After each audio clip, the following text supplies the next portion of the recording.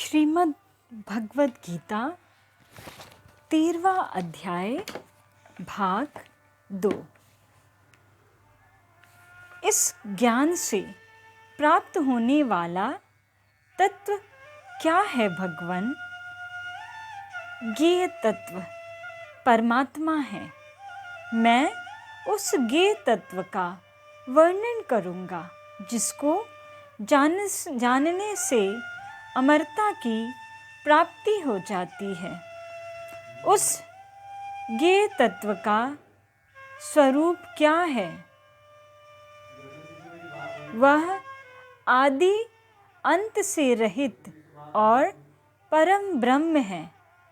वह न सत्य कहा जा सकता है और न असत्य कहा जा सकता है। तो भी वह कैसा है भगवान?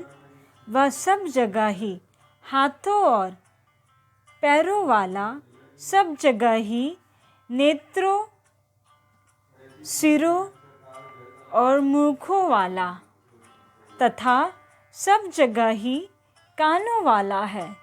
वह सभी को व्याप्त करके स्थित है। वह संपूर्ण इंद्रियों से रहित है और संपूर्ण इंद्रियों के विषयों को प्रकाशित करने वाला है। वह आसक्ति रहित है और संपूर्ण संसार का भरण पोषण करने वाला है। वह गुणों से रहित है और गुणों का भोक्ता है। एक ही तत्व में दो विरोधी लक्षण कैसे हुए भगवान?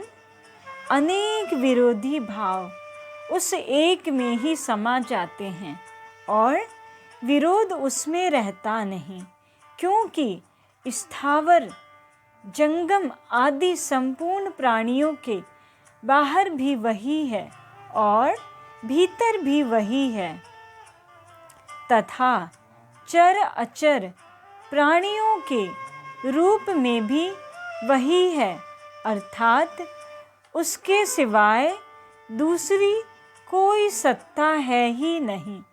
दूर से दूर भी वही है और नज़दीक से नज़दीक भी वही है। वह अत्यंत सूक्ष्म होने से अविज्ञेय है, अर्थात इंद्रियों और अंतःकरण का विषय नहीं है, इसलिए उसमें विरोध नहीं है। उसमें विरोध न होने का और कारण क्या है भगवान? वह परमात्मा विभाग रहित होता हुआ भी अनेक विभाग वाले प्राणियों, वस्तुओं में विभक्त की तरह स्थित है।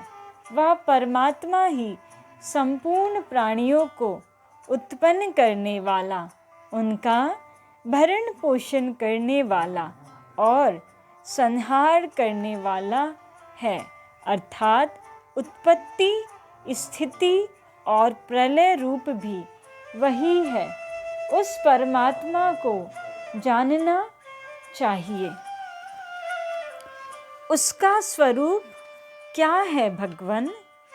इंद्रियां, मन, बुद्धि आदि के द्वारा जितने ज्ञान होते हैं वे सभी उसी से प्रकाशित होते हैं, इसलिए वह संपूर्ण ज्योतियों, ज्ञानों का भी ज्योति प्रकाशक है। उसमें अज्ञान का अत्यंत अभाव है। वह ज्ञान स्वरूप है, जानने योग्य भी वही है। वह ज्ञान साधन समुदाय से प्राप्त करने योग्य है। वह सबके हृदय में विराजमान है और किस किस को जानना है और जानने का क्या महात्म्य है भगवान?